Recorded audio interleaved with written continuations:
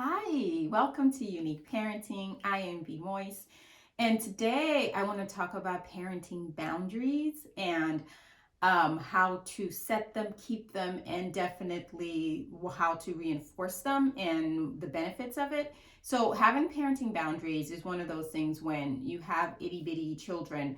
You don't think about setting limits and guidelines and letting them know what they can and cannot do, or having personal boundaries for you, because kids invade your space consistently, constantly, all the time. And that's part of growing up, that's part of being a child. There's a comfort in just being able to, run in mommy's lap, go in mommy and daddy's room, touching their stuff. But at some point, it does become overwhelming, especially if it's too much. There's been lots of research that says there is such a thing, such as moms being too touched, overly touched by their kids, and just kind of at the end of the day feeling like, oh, I can't take this anymore. So when you have boundaries and you set boundaries, you're basically setting limits and also prioritizing the fact that you are a person and that you have limits and that you're not going to allow every single thing that comes your way. And that includes your children breaking those boundaries.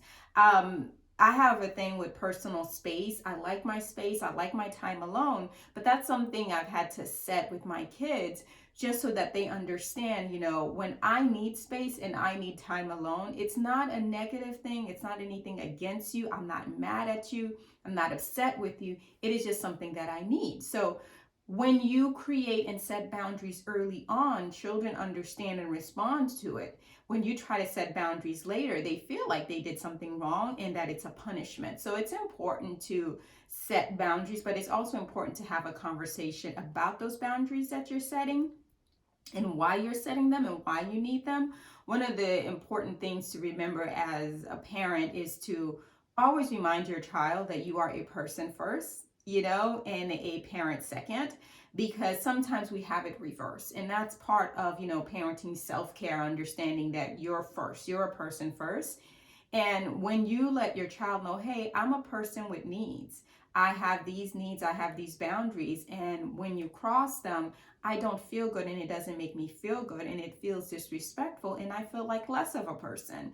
Because you don't want your child to feel like they're doing something wrong, because they're not. They're just behaving in a way that children behave, but you also want to make sure that you're setting proper rules and limitations on them so that you can continue to grow and nurture children.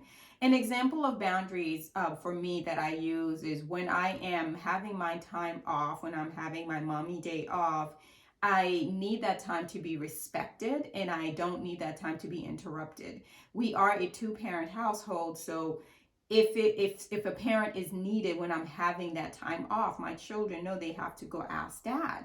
Because if I break my boundaries and I break my rules and I'm having a personal, and again, the personal time, it's typically about 5 minutes of me polishing my nail or just sitting down, just on one of our little indoor swings and just kind of hanging out, or reading a page, or something like that. So it's nothing crazy, but in that meantime, my kids are constantly mommy, mommy, mommy. My boundaries is when I am having that time, I can't be interrupted. Even when I record these videos, it's part of work, it's part of boundaries, and they kind of know not to interrupt that time, and it's because I'm working. So I kind of said it like, okay, just like when you can't interrupt me when I'm working or I'm on a phone call with a client, when I am doing a video conference with a client, it's not any different than when I'm having a personal time with me where I'm just sitting down and trying to unwind from the day or the week, or if I had a stressful event, it's nothing personal, it is just something that I need. And I reinforce that by, if they do walk in and they do interrupt, and I say, is there an emergency? Is this something that daddy could take care of? Is this something that can wait? And if it's yes and no, no, it's not an emergency. Yes, daddy can handle it. Yes, this can wait. I redirect them back out. I don't follow through with the task that they're asking, because I don't want to reinforce that if you do interrupt my time, that I will just drop and go and, put myself on the back burner for you. I always put my kids first, but parenting burnout, mommy burnout is a real thing. It is an exhausting thing. There comes a point as a parent, especially as your kids become older and they do become more independent, but yet still dependent. It's exhausting to have to constantly be needed all the time. I grew up in a household where my mom loved to be needed and likes to be needed. And I think I just saw that as her not having any type of boundaries as we got older, she got exhausted. It's like she just was like very snappy and short and didn't have time. And I don't remember many childhood memories of just playing with my mom and just doing kid friendly enjoyable play things. Now my mom is extremely loving and caring. She's so nurturing and she's such a mom, she's such a mother, but just she was burnt out, like she was tired. And with my kids, I decided, you know what? I want to take all the great things that she gave and all the positive nurturing and the mothering that she did. I loved all that stuff, but I also don't want to be tired. And I want to be available if, my children are like, can we play? And, having boundaries has definitely given me the ability to play with my kids more and to be present with them and to be in the moment. Where if my daughter's like, let's play with dolls, I don't want to, but I do it. And my son's like, let's run around the house, which he does constantly. If you've seen my other videos about, my ADHD child, he runs all the time. And I do, like, I'll run around with him. And that's because, but when I say I'm done, they understand and respect that. And that is something that, I think most parents struggle with. But I must say, I have to give credit where credit is due. A lot of my boundaries has been learned from my husband because he has really great boundaries. And weirdly, he didn't have to communicate those boundaries to the children. They just got it. It's like when he's having his time, he's having his time. And I got to a point where I was like, how come they don't bother you? Like, how come, they're always like, they'll jump over hurdles and hoops and things like that to come and ask me for something. He was like, that's because you always say yes no matter what. Even if you're exhausted, you say yes. And he was like, when you're tired, you have to say no. And I was like, I didn't think of that. Like I almost didn't realize I could say no.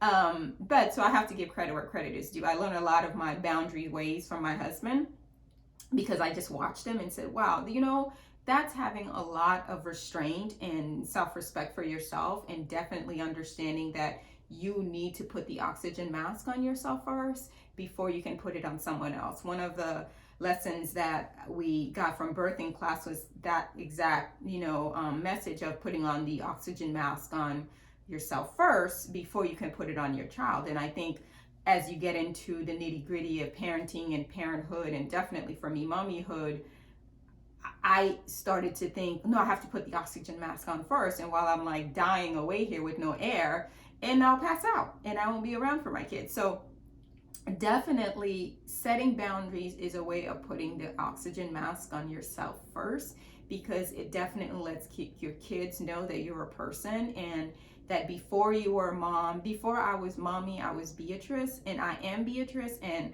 something that Beatrice needs is, time alone. I enjoy my time alone. I like it. So definitely don't be scared to put up boundaries with your kids, even whatever those boundaries may be. My boundaries in my house are different than other people's. So you don't have to mirror someone else's boundaries. We don't do co-sleeping in our house. That's a boundary for me because I love sleeping and I enjoy my time sleeping. So if our children would like a sleepover, as my daughter calls it, she's like, I want to have a sleepover in your room. I'm like, okay, I will go into your room and have a sleepover, because as soon as you fall asleep, I will get up and go into my own bed because I like to sleep in my own bed. But that's a boundary that we've had since the very beginning. And that's something that works well for our family. And plus Jacob was a difficult sleeper. So co-sleeping would never work for him. He'd probably still be sleeping in our bed at 30. So, but that was a boundary thing that I set earlier on that I didn't even know it was me setting boundaries for myself. So that's just one way we set boundaries. When my husband and I are having our conversation, we do have mommy and daddy conversation time, where it's just the two of us speaking and children aren't allowed in our conversation. That's just setting parenting boundaries, because we're pretty big on, we want to be your friend. We want to be, the person you trust and have a conversation with. But most importantly, we want to be your parents. We're your only set, and we're going to make a lot of friends later in life. It's more important for us that that we're your parents. So, we have our parenting boundaries. I have my mommy boundaries. My husband has his daddy boundaries. Set boundaries. It's a good feeling, and it just rejuvenate, refresh, and it reinvigorate what you're trying to do with parenting and what you want to do with parenting. So just, set those boundaries, put those boundaries up. There's nothing wrong with them. They're wonderful, they're great. Your children will thank you for it. You will thank yourself for it. And this is something that you can continue to work on and create and adjust. It's not set in stone, but definitely play around with it and figure out what works best for you. But don't be scared to set boundaries. Okay, so in the meantime, I want you all to enjoy your unique parenting journey with your unique child.